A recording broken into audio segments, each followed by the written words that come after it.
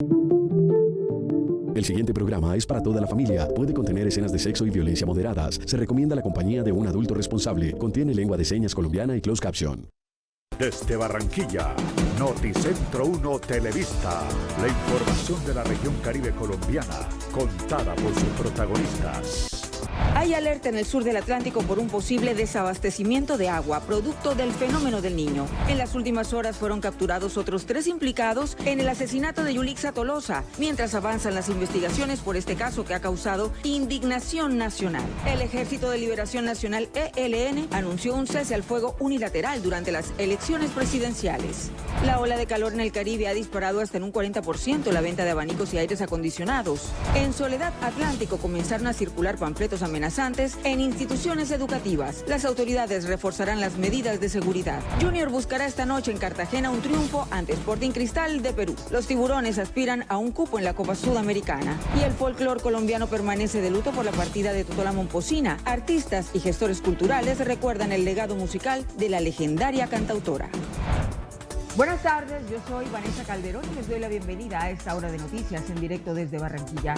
Mucha atención, la llegada del fenómeno del Niño encendió las alarmas en el sur del Atlántico, donde líderes comunitarios advierten un posible desabastecimiento de agua por la disminución en los niveles del canal del dique y la falta de medidas preventivas. Líderes comunitarios alertaron sobre el descenso en los niveles del canal del dique y aseguraron que no se aprovecharon las condiciones favorables de semanas anteriores para garantizar el ingreso de agua al embalse del Guajaro y a los canales de abastecimiento. Según las denuncias, municipios como Luluaco, Manatí, Candelaria, Santa Lucía, Campo de la Cruz y Repelón ya representan dificultades en el suministro del líquido, situación que podría agravarse con la temporada de sequía. Estamos haciendo un llamado a que las autoridades público-administrativas, como el gobierno nacional, departamental, las entidades, por favor, hagan las medidas a tiempo, porque es que aquí los afectados somos entre ganaderos, pescadores, las poblaciones, todos los habitantes del sur del Atlántico que vivimos este flagelo siendo ricos en agua, porque tenemos un dique, por la otra parte tenemos el río Magdalena y tenemos un embalse del agua, y es algo injusto que teniendo los mayores cuerpos de agua no alcancemos a almacenar agua a tiempo, ni se tomen las medidas correspondientes a tiempo. Ante este panorama, la Gobernación del Atlántico informó que mantiene activo un plan de contingencia y monitoreo diario sobre el comportamiento del río Magdalena y los bocatomas que abastecen el sistema de acueducto del departamento. Las autoridades mantienen el llamado al ahorro de agua y al monitoreo constante de las fuentes hídricas, mientras las comunidades piden acciones urgentes para evitar una crisis de desabastecimiento en el sur del Atlántico. Las autoridades marítimas advirtieron sobre el incremento de los vientos y oleaje en el Mar Caribe. Estas condiciones podrían impactar las operaciones marítimas y turísticas en varias zonas de la región. El Centro de Investigaciones Oceanográficas e Hidrográficas del Caribe de la DIMARE informó que debido a la interacción entre una baja presión en el Darién y un sistema de alta presión en el Atlántico, se prevé un aumento significativo en la intensidad de los vientos y la altura de las olas en el Caribe colombiano. Las condiciones afectarían zonas costeras de diferentes ciudades de la región. Tendremos un incremento de la velocidad del viento de hasta 52 kilómetros por hora y un oleaje que podría llegar hasta los 3.8 metros de altura, afectando directamente las zonas marítimas y de bañistas en Puerto Bolívar, Riohacha, Santa Marta y Barranquilla, mientras que en Cartagena, Coveñas, Turbo, San Andrés y Providencia se afectarán únicamente las zonas marítimas. Las autoridades también alertaron sobre el tránsito de una onda tropical en el Caribe Oriental durante las próximas horas, fenómeno que podría generar variaciones adicionales en el estado del mar y la intensidad de los vientos. La DIMAR recomendó a pescadores, operadores turísticos, comunidades costeras y embarcaciones menores extremar las medidas de seguridad y mantenerse atento a los reportes oficiales sobre las condiciones meteomarinas en el Caribe colombiano. La muerte de Yulixa Tolosa, la mujer que falleció en proceso quirúrgico, sigue causando indignación en el país. La Fiscalía General de la Nación solicitará a Venezuela la extradición de 3 personas señaladas de participar en la muerte y desaparición de la mujer. Las últimas capturas se realizaron en territorio venezolano mientras avanzan las investigaciones de este caso. Según las autoridades, los presuntos implicados fueron ubicados en Maracay, estado de Aragua, y en Portuguesa, Venezuela, gracias a una notificación azul de Interpol y a un trabajo coordinado entre organismos judiciales de ambos países. Entre los detenidos están Edinson Torres y María Fernanda Delgado, señalados de administrar el centro estético. Por otra parte, Eduardo Ramos es señalado de haber practicado el procedimiento. La policía confirmó que durante las labores investigativas se revisaron más de 100 horas de videos de seguridad y se realizaron seguimientos a las rutas utilizadas por los sospechosos. Como resultado de un riguroso trabajo investigativo adelantado por la Policía Nacional de los Colombianos, que incluyó el análisis de más de 100 horas de material videográfico, trazabilidad de rutas y labores de inteligencia judicial en los departamentos de Cundinamarca, Boyacá, Santander y Norte de Santander, fue ubicado en la ciudad de Cúcuta el vehículo en el que presuntamente fue trasladada la víctima. El alcalde de Bogotá, Carlos Fernando Galán, confirmó el hallazgo del cuerpo de Yulisa Tolosa en el municipio de Apulo, Cundinamarca, y aseguró que el caso debe tratarse como un homicidio y no como una mala práctica médica. A esto tenemos que llamarlo por su nombre. A Yulisa la asesinaron. No fue una mala práctica médica, fue un asesinato.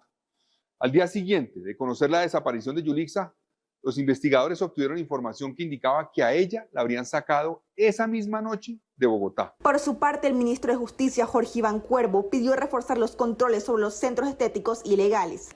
Hacerle un llamado al Ministerio de Salud y a la Secretaría de Salud para que regulen estos centros que no tienen autorización para funcionar y que, lo que hemos visto, pues generan un grave riesgo para las personas que asisten allí porque no tienen procedimientos para eso. El caso de Yulisa Tolosa volvió a poner en el centro del debate los riesgos de acudir a centros estéticos clandestinos y la necesidad de fortalecer los controles sobre este tipo de establecimientos.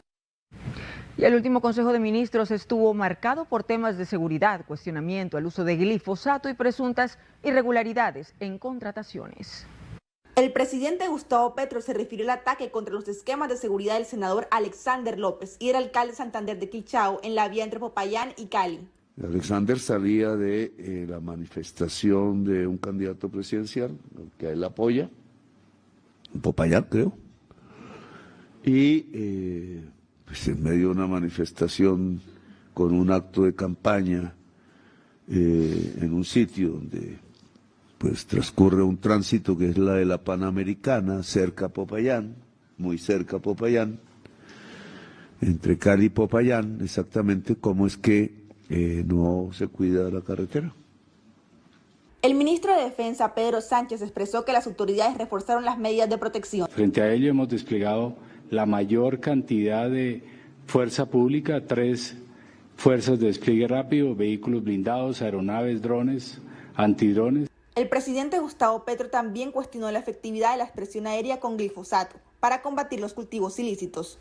Nosotros no volvemos a la erradicación forzada, a menos que hayan cultivos industriales y que tengamos un método seguro para hacerlo. Pero hoy por hoy el programa que está siendo eficaz se llama erradicación voluntaria de cultivos por el campesinado.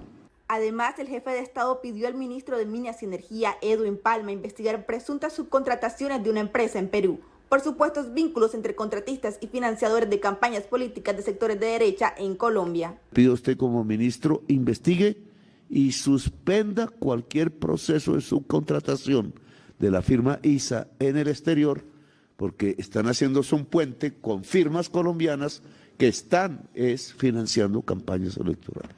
El presidente también se disculpó y retiró las declaraciones en las que había calificado a las periodistas del país como muñecas de la mafia. Hoy la retiro formalmente de mi voz pública. Las mujeres que hacen periodismo en Colombia de ese grupo no son muñecas de la mafia. Son ciudadanas autónomas, profesionales libres y parte sustancial de lo que mantiene en pie la democracia colombiana. Y mucha atención, un nuevo ataque con explosivos lanzados desde drones sacudió al departamento del Cauca. La acción armada dejó un subteniente del ejército muerto y 6 soldados heridos en zona rural del municipio de Suárez. Las autoridades atribuyen el atentado a disidencias de las FARC.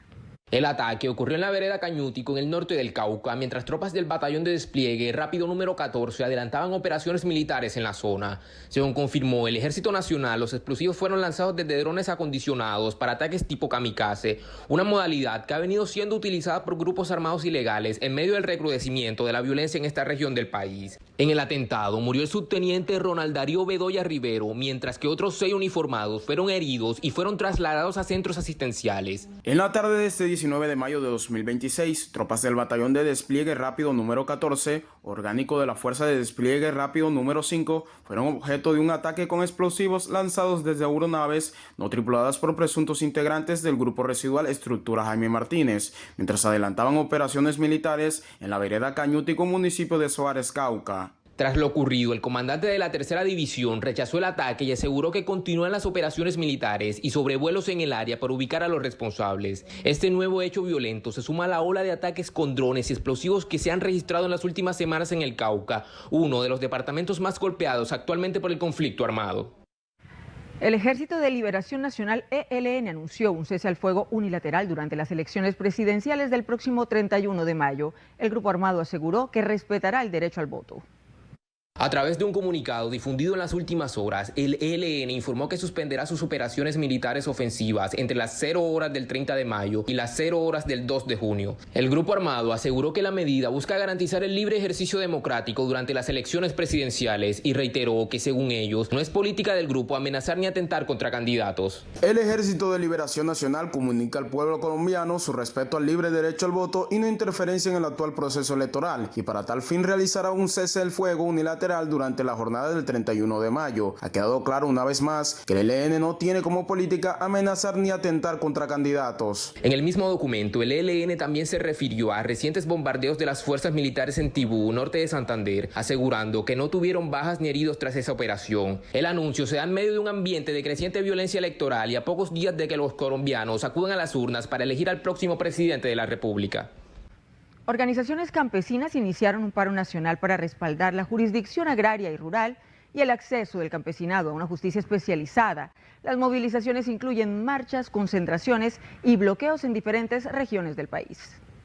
Los líderes del movimiento señalaron que la protesta busca visibilizar la importancia de la jurisdicción agraria como una herramienta para garantizar el acceso a la tierra, resolver conflictos territoriales y proteger los derechos de las comunidades campesinas. Las organizaciones advirtieron sobre la preocupación que existe por el posible hundimiento del proyecto en el Congreso, situación que pondría en riesgo la creación de mecanismos judiciales especializados para atender conflictos en tierras en Colombia.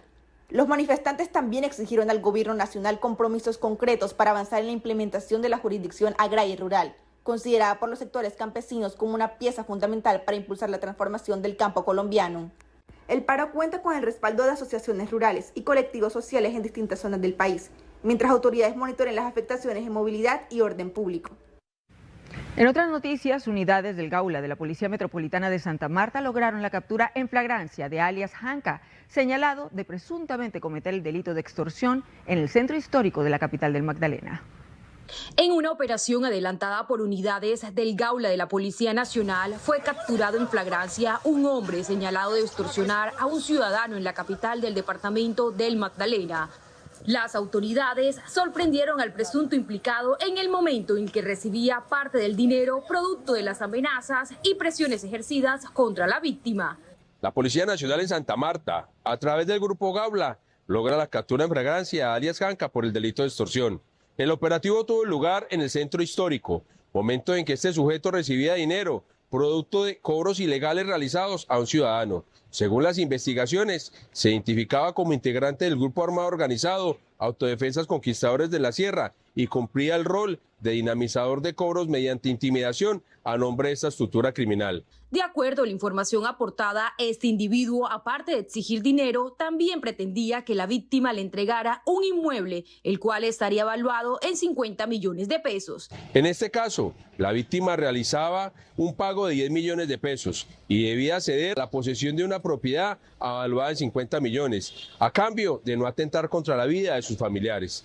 Durante el procedimiento se logró la incautación de un vehículo, dinero en efectivo y otros elementos, los cuales junto con el capturado fueron dejados a disposición de la Fiscalía General de la Nación.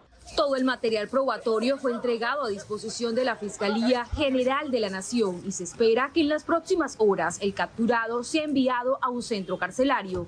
Desiret Pérez, Noticentro 1 Televista. Y con el objetivo de combatir el crimen organizado y el narcotráfico, las autoridades lograron varias capturas en los municipios de Maicao y Dibuya.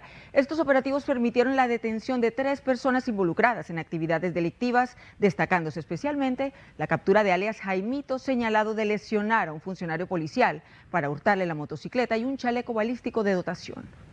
2 contundentes golpes le propinaron las autoridades al crimen organizado en el departamento de La Guajira. El primer caso se registró en el corregimiento de Mingueo, en zona rural de Dibuya. Allí los uniformados de la Policía de Tránsito y Transporte lograron la incautación de 350 kilogramos de cocaína que eran transportados en un vehículo tipo automóvil. La operación fue ejecutada en el marco de las actividades de control y registro en los principales corredores viales del país. Igualmente y de manera paralela, en la vía que conduce de Palomino a Riohacha, específicamente en el corregimiento de Mingueo, se logra la incautación de 350 kilos de cocaína, los cuales eran transportados bajo la modalidad kamikaze. ¿Cuál es esta modalidad?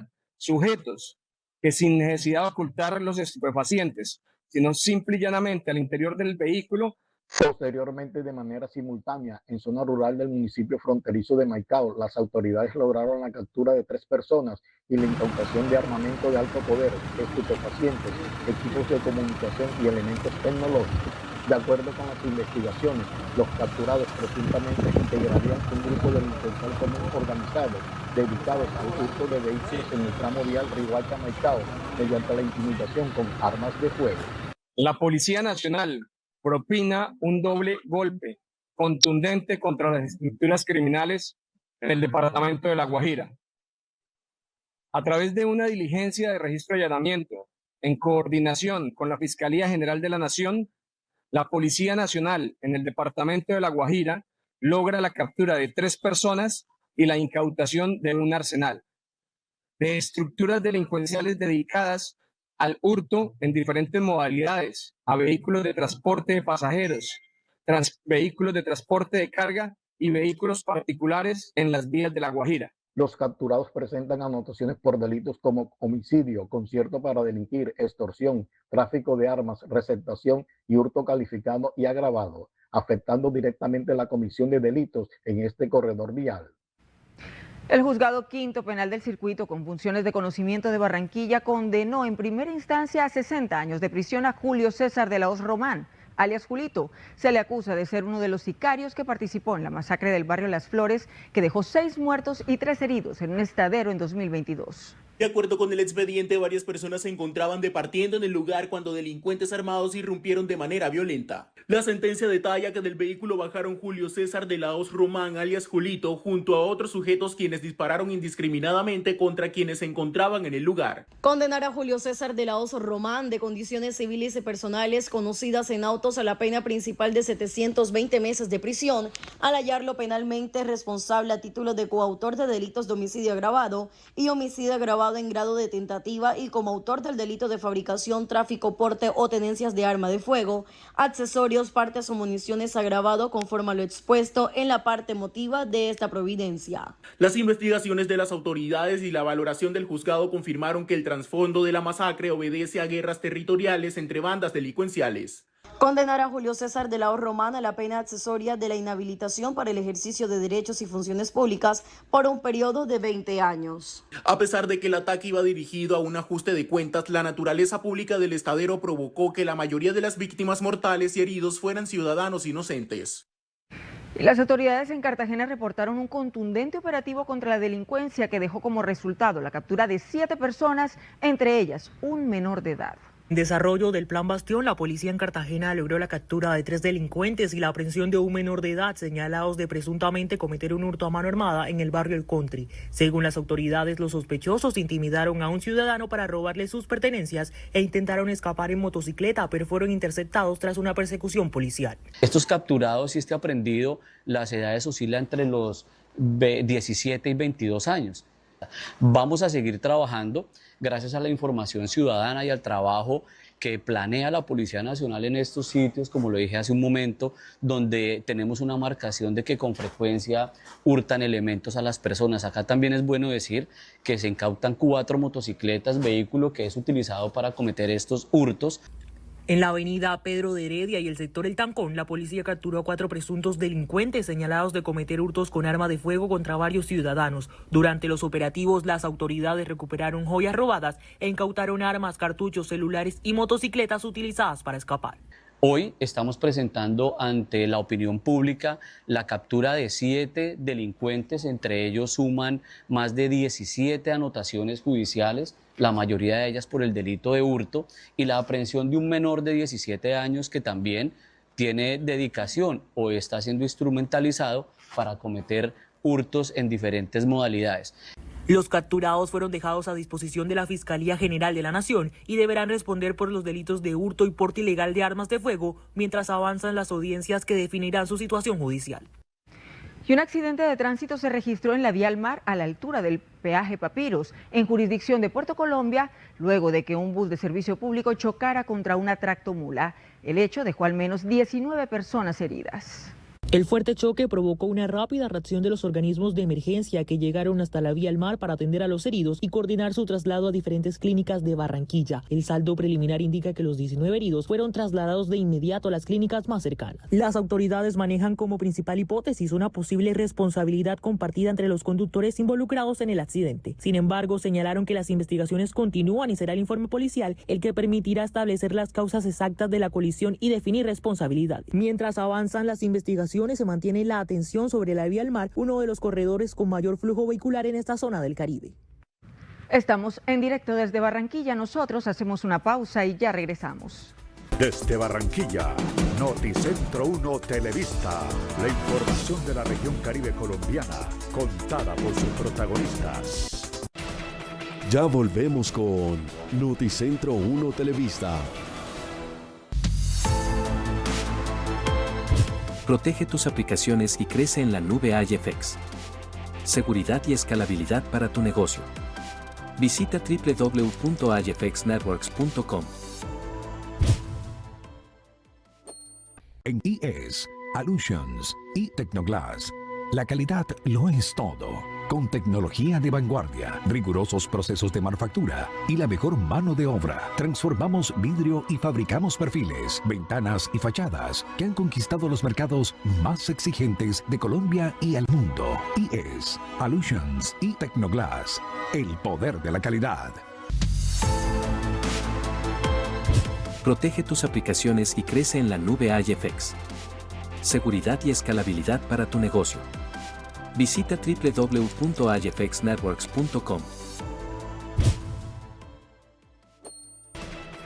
Regresamos con Noticentro 1 Televista.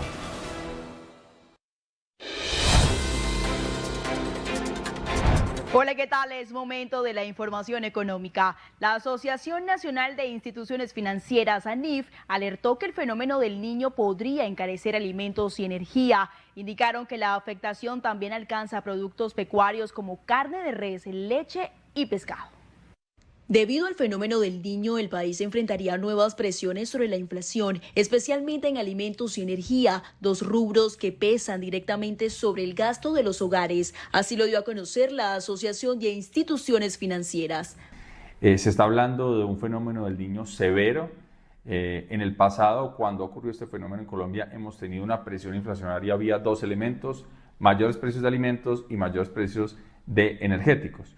Y de acuerdo a nuestros cálculos, si volvemos a tener una configuración de un Niño severo en la segunda parte del año, pues vamos a tener presiones inflacionarias de alimentos que llevaría la inflación a un rubro superior de hasta 50 puntos básicos, y por el lado de energéticos, de electricidad, otros 20 puntos básicos. En alimentos, los antecedentes muestran que los precios de sequía suelen traducirse en mayores costos para productos de alta demanda hídrica y baja sustitución. La papa, el plátano, frutas frescas, zanahoria, arroz, maíz, yuca, cebolla y arracacha figuran entre los alimentos con mayor sensibilidad frente al fenómeno. Y si a esto le sumamos la afectación en el agro por cuenta de la sequía, que lleva a que a productos como la yuca, el plátano, el azúcar y muchos otros productos de la canasta familiar, pues se van afectados. Y le sumamos un mayor precio de electricidad y energía en general, pues efectivamente podríamos estar en un escenario de riesgo donde la inflación en Colombia bordee el 7% hacia final del año, repito, como consecuencia de la ocurrencia de un fenómeno del niño severo. Incluso la afectación también alcanzaría a productos pecuarios como carne de res, leche y pescado. Según ANIF, si dicho fenómeno se consolida desde el mes de junio, el sistema eléctrico podría entrar al periodo más crítico sin niveles suficientes de almacenamiento. Y precisamente el calor excesivo en el Caribe ha disparado hasta en un 40% la venta de equipos de refrigeración. Los equipos con tecnología de ahorro son los más apetecidos en el mercado, debido a que las altas temperaturas disparan también el consumo de energía. La región Caribe sigue siendo el epicentro de las temperaturas más altas del país, donde el termómetro por tercera semana consecutiva marca por encima de los 35 grados centígrados en diferentes poblaciones y la sensación térmica supera incluso los 42 grados en las horas del mediodía. Es por eso que los abanicos y aires acondicionados se convierten en los más apetecidos para mantener los espacios frescos sin disparar las facturas eléctricas. Gracias a la ola de calor que para los barranquilleros puede ser algo agobiante y desgastante, para los comerciantes ha significado un beneficio, toda vez que el aumento en las ventas de ventiladores, aires acondicionados, productos de refrigeración y térmicos también han aumentado una cifra en un 30% a un 40% en comparación a los meses anteriores. Y también desde Asocentro calculamos que en comparación al año pasado, que también se presentó un cambio climático similar, aumentó un 25%. El aumento en las ventas de estos productos se da por lo general a lo largo de mayo, mes que supera a otras épocas calurosas. Bueno, también se puede ver este aumento, por ejemplo, en la temporada de Semana Santa, que casi siempre es calurosa, aumenta siempre estas ventas en estos productos. Es así como empresas reconocidas en la ciudad han informado el crecimiento de solicitudes de equipos residenciales y comerciales, impulsado por la constante ola de calor, no solamente en el departamento del Atlántico, sino en la costa Caribe. Y estos son nuestros indicadores económicos de hoy.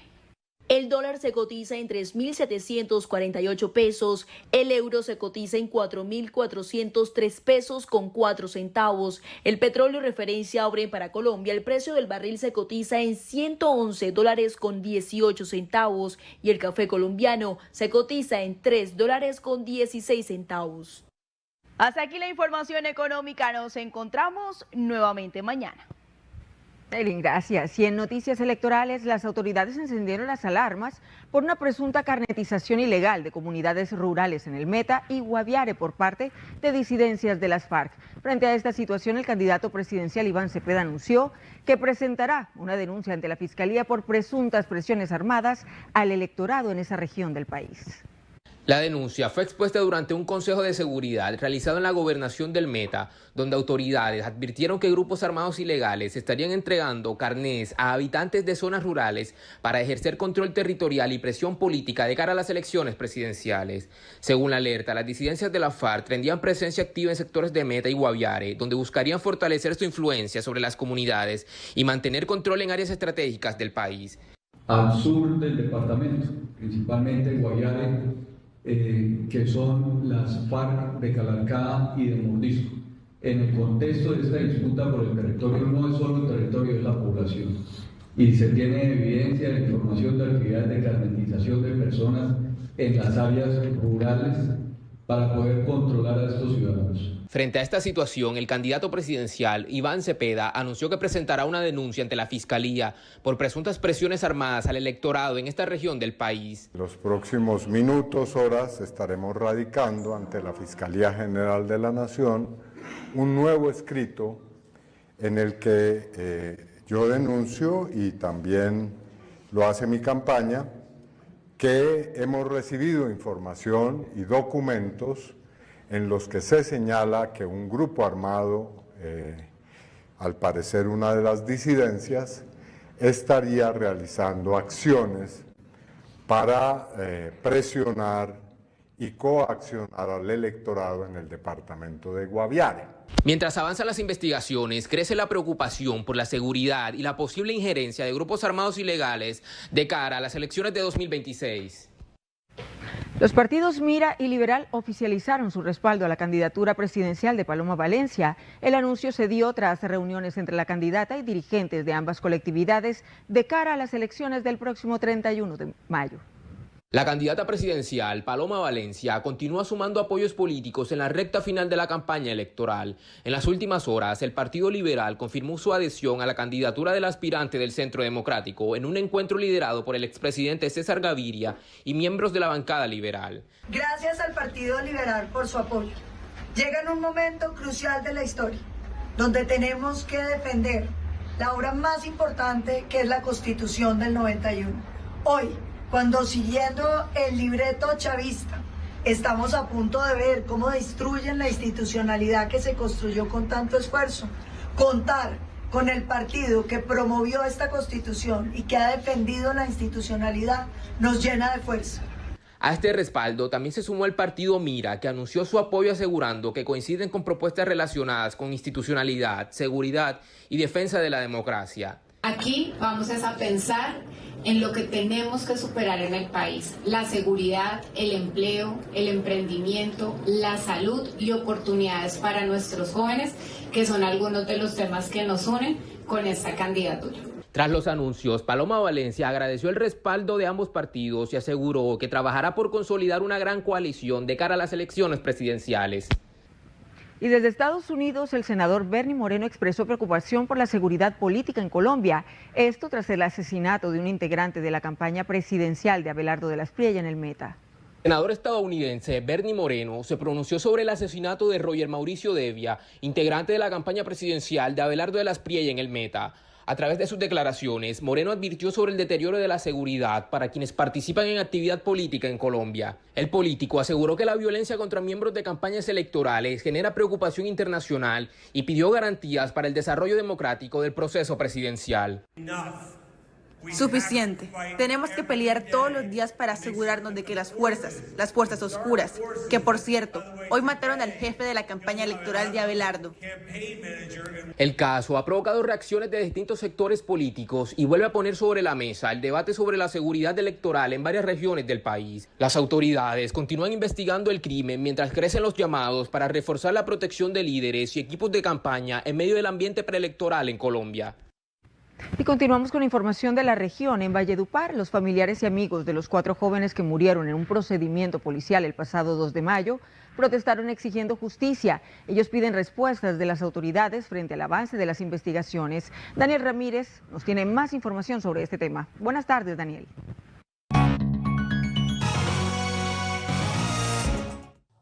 Compañera televidentes, muy buena tarde. Pues según las familias de los 4 jóvenes fallecidos en este procedimiento policial, hubo excesos en el uso de la fuerza por parte de las autoridades y de los uniformados, por lo cual exigen justicia y bloquearon durante varias horas una importante vía de la capital vallenata. Ellos se encontraban departiendo en el establecimiento porque uno de los muchachos o varios de los muchachos que estaban ahí con ellos ya se iban a reincorporar en el ejército. Mi hermano tenía 35 días de haber salido del ejército y estaba esperando los 3 meses convenientes para presentarse a la profesional. Al lugar donde departía el grupo de jóvenes llegaron uniformados de la policía. En medio del procedimiento se desató el caos. ¿Qué pasó ese día? Supuestamente la Policía Nacional fue a hacer un procedimiento, una captura que nunca se hizo, porque al muchacho que esposaron se lo llevaron. Si vemos los videos, ninguno de nuestros hijos tenía arma. Las familias de Fabián Reales, Humberto Castilla, Andrés Daza y Holman Quintero, en medio del dolor, exigen justicia. Fabián apenas estaba cumpliendo 18 años, imagínense. Fue la joven, con ganas de echar para adelante. Ella se iba a presentar al batallón ya estaba, tenía unos días que ya le habían mandado para acá por el asunto del festival y tenía que presentarse el lunes. El coronel Germán Gómez, comandante de la Policía Metropolitana de Valledupar, aseguró que se adelantan las investigaciones de rigor que permitan determinar las causas que desencadenaron esta tragedia. nosotros inmediatamente ordenamos y presentamos ante la Fiscalía las armas que los policías utilizaron ese día. Está en poder de la Fiscalía porque hagan los estudios técnicos, balísticos y hagan todo esto haga parte de su proceso investigativo. Nosotros como policía estamos en total disposición de aportar, de ayudar y presentar la información que requieran los entes judiciales y disciplinarios. Sumados a los 4 jóvenes que perdieron la vida, hay 11 personas heridas en este hecho de violencia, entre ellas 2 uniformados de la policía. Desde Valledupar, con la cámara de Diana Daza, informó Daniel Ramírez para Noticentro 1 Televista. Daniel, gracias. El alcalde de Sincelejo hizo presencia en varios barrios con la estrategia de diálogo con los ciudadanos. Allí anunció la construcción de 100 calles en los sectores más vulnerables de la ciudad. Rodrigo Ruz tiene el informe. Sí, compañera, estamos en el barrio El Poblado de la ciudad de Sincelejo, exactamente en la calle Antonio Nariño, que acaba de ser construida entre la comunidad y la administración municipal. Estas personas agradecen especialmente porque les cambia la vida y dejan de amasar tanto barro. Y gracias a Dios hemos dejado de pisar ese barrial que pisábamos ahí. Anterior habíamos compuesto esa calle de aquí hasta allá hasta afuera con el fin de echándole balastro. Muy agradecido porque realmente esto eran unas calles que no podía uno ni cruzar ni a pie. Sí, y gracias le damos primero al alcalde porque él nos tuvo en cuenta. Aquí nunca había llegado pavimento, tantos mandatos que han habido. Con la misma comunidad y nuestro señor alcalde pudimos realizar nuestro trabajo, nuestra obra. Esta calle antes tenía a los niños que ir al colegio con bolsa en los zapatos, ya hoy en día se tiran como Pedro por su casa, feliz, y estamos felices también nosotros, las madres. Y ya la gente puede entrar con sus motos, con sus vehículos a sus casas, ya uno puede salir para su trabajo ya y no tiene que ir caminando hasta allá arriba a coger una moto, un tránsito para que lo lleve, un transporte para que lo lleve a uno a los trabajos. De esta manera se viene trabajando entre la comunidad y la administración para sacar adelante proyectos de estos que le cambian la vida a estas personas. En un año hemos hecho más de 100 calles, un año. Bueno, entonces, sí, eso realmente nos termina generando unos grandes retos, porque aquí en estos sectores no llegaba la inversión. Aquí no llegaba la inversión, ahora está llegando. Desde el poblado sur de la ciudad, informa Rodrigo Ruz para Noticentro 1 Televista. Desde Barranquilla, Noticentro 1 Televista, la información de la región Caribe colombiana, contada por sus protagonistas. Ya volvemos con Noticentro 1 Televista. En IES, Allusions y Tecnoglass, la calidad lo es todo. Con tecnología de vanguardia, rigurosos procesos de manufactura y la mejor mano de obra, transformamos vidrio y fabricamos perfiles, ventanas y fachadas que han conquistado los mercados más exigentes de Colombia y el mundo. IES, Allusions y Tecnoglass, el poder de la calidad. Atención mi gente, atención, llegó el cashback a la app Supergiros. ¿Oíste bien? Cada vez que compras o vendes desde la app te devuelven plata. Sí señor, tu plata regresa a ti. Descarga ya la app Supergiros y empieza a ganar hoy mismo con cashback. Aplican términos y condiciones. Servicios sujetos a disponibilidad según ubicación y operador aliado. Mami, ¿a ti por qué te gusta darme el pan Nueva York? Preciosa, porque es el único pan hecho con amor. Señor tendero, que su pan sea Nueva York. Nueva York, el pan hecho con amor. Desde la región del Caribe hasta el corazón de la nación, alzamos la voz y descubrimos la verdad en cada rincón. La política, economía y realidad del Caribe colombiano contada por los que saben. No solo son noticias, sino las vidas de un país fuerte, de un país libre. Conéctate con Noticentro 1 Televista, de lunes a viernes al mediodía, y únete a la región que inspira a Colombia. Regresamos con Noticentro 1 Televista.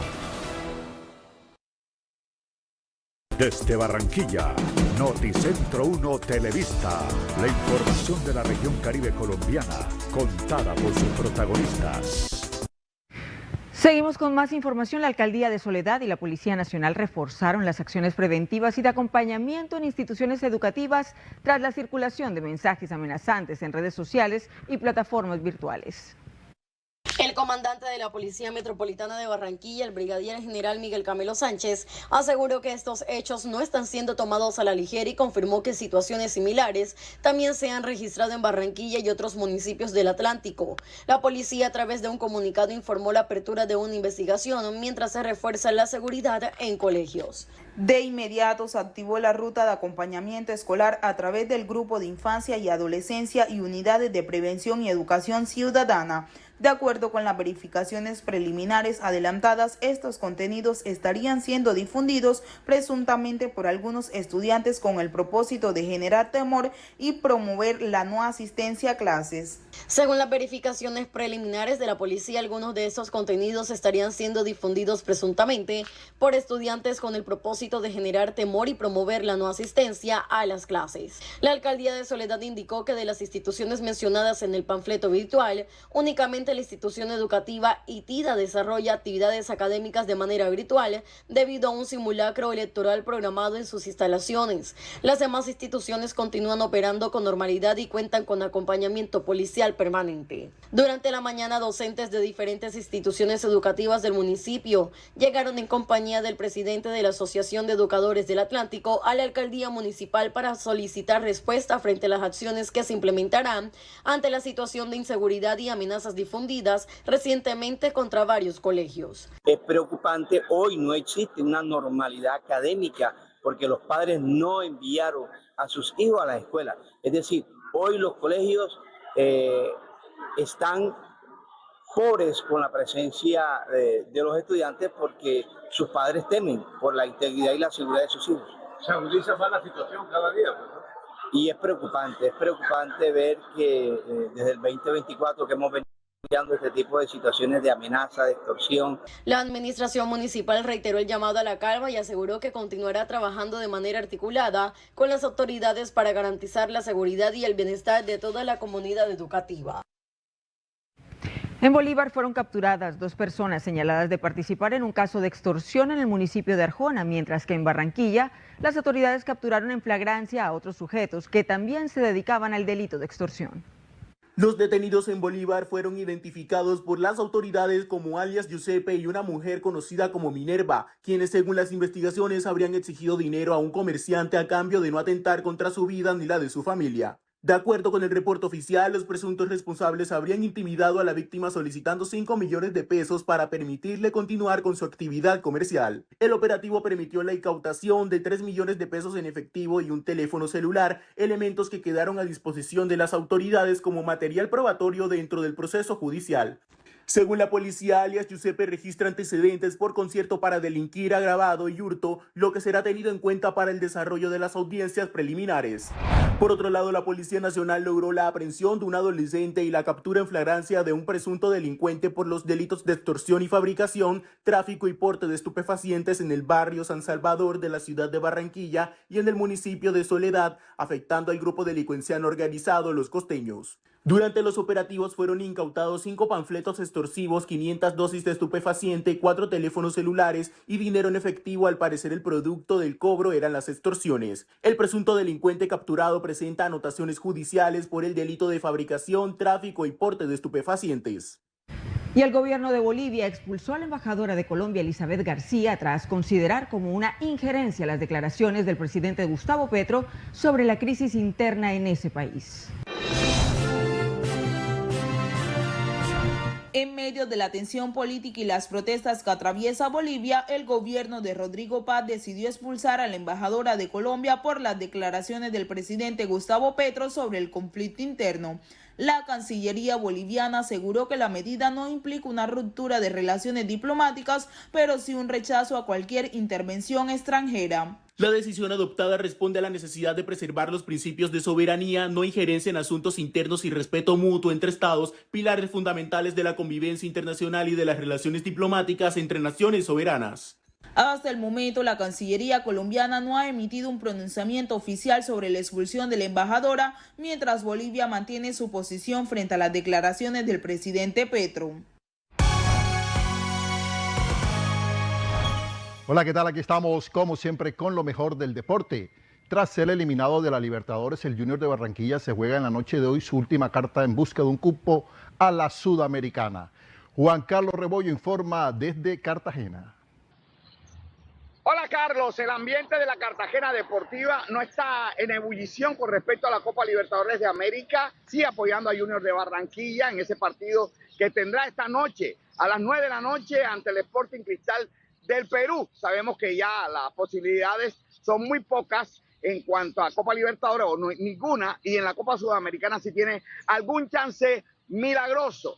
El Junior de Barranquilla frente al Sporting Cristal a las 9 de la noche, apertura del estadio a las 6 de la tarde, el estadio de fútbol Jaime Morón. Por otra parte, sí está en ebullición el tema de Real Cartagena, que tiene el partido de la clasificación mañana a las 7:30 de la noche en el mismo estadio, el Jaime Morón, para enfrentar al Barranquilla Fútbol Club, porque después de 14 años en la primera vez, Real Cartagena tiene el primer chance de clasificar a una final, sí, a una final del fútbol del Gran Ascenso en este torneo Apertura. Si le gana al Barranquilla, no tiene ninguna óbice. Creo que sucede previamente con el Unión Magdalena y el Bogotá Fútbol Club. Tiene que salir a ganar o ganar el conjunto que dirige el profesor Álvaro Hernández. Se espera lleno a reventar en el estadio de los cartageneros. Desde la heroica Cartagena de India, soy Juan Carlos Rebollo para Noticentro 1 Televista. Y el plan de recreación del Ministerio del Deporte le sigue apostando a las regiones. En el Caribe, uno de los departamentos escogidos fue La Guajira. Desde la ciudad de Riohacha nos encontramos realizando la mesa de participación y concertación del Plan Nacional de Recreación. Un país que plantea sus deseos, sus derechos y junto a eso una ruta que le va a permitir en estos 10 años construir la recreación como un derecho. El Ministerio del Deporte da la oportunidad, construye con las comunidades lo que es el plan. Nos encontramos hoy reunidos las comunidades que tienen voces, la academia, como es la Universidad de La Guajira, los institutos municipales y departamentales de deporte, toda la comunidad invitada hoy a esta mesa, el cual plantea sus deseos, sus trabajos y además sus sueños en el Plan Nacional de Recreación, donde la ciudadanía tiene voces y tiene voz. Y esto es todo en deportes desde el Noticentro 1 Televista. Permiso, buenas tardes. Hola, ¿qué tal? Muy buenas tardes. Soy Juliana Escorcia y les doy la bienvenida a todas las novedades de la cultura caribe. Colombia sigue de luto con el fallecimiento de la maestra del folclor Totola Momposina, y tras esta noticia, artistas y referentes culturales se han manifestado a través de sus redes sociales, dándole un adiós a esta artista que dejó huellas. La corriente con chinchorro y atarraya, la canoa de bareque para llegar a la playa, va subiendo ya. La música colombiana continúa dándole un adiós a Totola Momposina, quien falleció el día de ayer dejando muchos corazones llenos de nostalgia y recuerdos. Su partida ha generado una ola de mensajes de despedida y homenajes de artistas y figuras culturales que hoy recuerdan el legado que la convirtió en una de las voces más importantes del folclore nacional. Entre ellos está el Checo Acosta, quien publicó una fotografía junto al artista acompañada de un mensaje de despedida. Adriana Lucía, quien compartió un video recordando momentos vividos con Totó.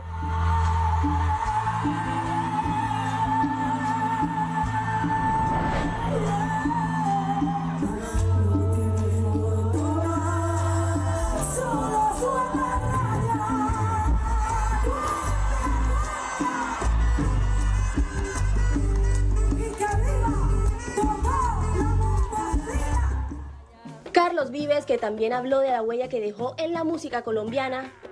Bueno, por supuesto que da tristeza que se nos vaya uno de los grandes íconos inolvidables de la cultura de mujeres cantadoras de nuestro país, pero me da mucha alegría de saber que nos deja un legado increíble, un legado en el cual podemos ver la historia viva de lo que somos.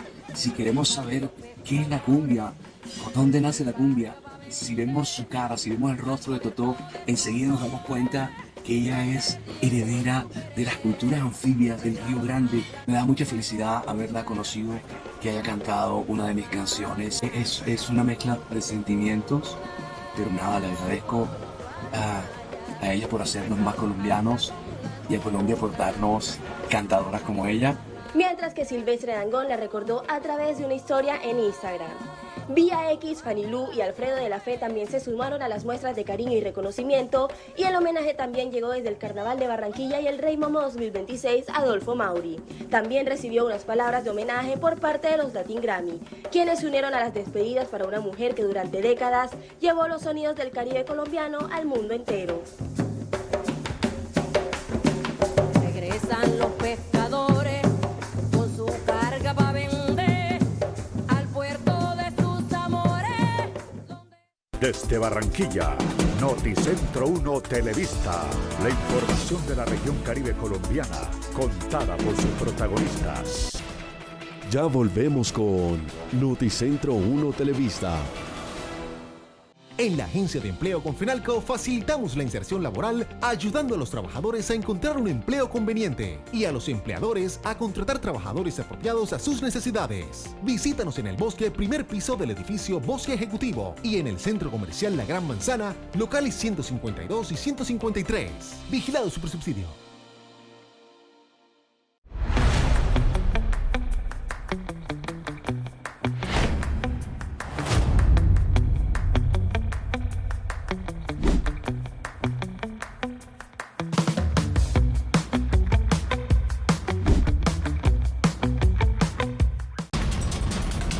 El Caribe es la ventana de Colombia al mundo. Conéctate con Noticentro 1 Televista. Hola, ¿qué tal? Muy buenas tardes. Bienvenidos a esta emisión de Noticentro 1 Televista. Desde Barranquilla estamos en directo. Soy Blanca Sánchez y los estaré acompañando durante la siguiente hora de noticias. Porque cada rincón del Caribe tiene algo que contar. Acompáñanos y descubre las noticias que hacen del Caribe un lugar extraordinario. Noticentro 1 Televista, el primer noticiero nacional emitido desde las regiones, de lunes a viernes a las 12 del mediodía. Regresamos con Noticentro 1 Televista. Desde Barranquilla, Noticentro 1 Televista, la información de la región Caribe colombiana, contada por sus protagonistas. Bogotá le dará el último adiós a Totola Momposina por medio de un homenaje. El encuentro se realizará el próximo 27 de mayo en el Capitolio Nacional y reunirá a familiares, músicos y seguidores para recordar la vida y el legado de la cantadora bolivarense. Además, contará con la participación de los Tambores de Totó, agrupación que acompañó a la cantante durante algunos de los momentos más importantes de su carrera artística. El homenaje en Bogotá buscará recordar la huella cultural que dejó en la música, en las que llevó sonidos como la cumbia, el bullerengue y la tambora a escenarios internacionales. Barranquilla se prepara para recibir la agenda cultural del Festival Calleye 2026, un espacio que impulsa el diálogo entre las tradiciones del Caribe y el Pacífico colombiano. El Caribe y el Pacífico colombiano se unen en un mismo escenario con la llegada del Festival Calleye 2026, que se realizará del 22 al 23 de mayo. Y junto a Llorona Records y Discos Pacífico, reunirá música en vivo, talleres y espacios culturales para resaltar las tradiciones y nuevas propuestas sonoras del país. El próximo 22 y 23 de mayo vamos a tener la 7ª edición de nuestro Festival Calleye, Voces del Caribe Global. Como todos los años tenemos invitados todos los años invitamos a diferentes instituciones, a diferentes artistas para que programen el festival. Este año nos aliamos con la gente de Llorona Records, Discos Pacífico, precisamente para poner sobre la mesa un diálogo alrededor de las convergencias musicales, especialmente culturales, entre el Pacífico colombiano y el Caribe colombiano. La agenda del festival contará con espacios de creación y aprendizaje, además de conversatorios y conciertos en vivo que reunirán a artistas, productores, DJs y gestores culturales de distintas regiones del país. Este año todo el festival va a estar pasando en Casa Fulgor, que es este complejo cultural que queda en la 72/55, cerca, aledaño al Hotel Valcler, que tiene unos espacios muy versátiles de galería, de librería, de bar, restaurante, y ahí vamos a tener una serie de charlas y conciertos en donde vamos a estar precisamente hablando de la construcción de identidad caribeña y la construcción de identidad del Pacífico colombiano, como esa gran construcción de cultura colombiana. De esta manera, cada espacio del Festival Calleye buscará conectar con las raíces musicales tradicionales y con las nuevas propuestas sonoras que hoy marcan la evolución de la música popular contemporánea. Y esto fue todo por hoy en el Mundo Cultural. Feliz tarde para todos. Y hasta aquí la información por el día de hoy. Recuerde que la cita es mañana, 12 en punto del mediodía. A todos ustedes que tengan una muy buena tarde. Desde Barranquilla, Noticentro 1 Televista, la información de la región Caribe colombiana, contada por sus protagonistas.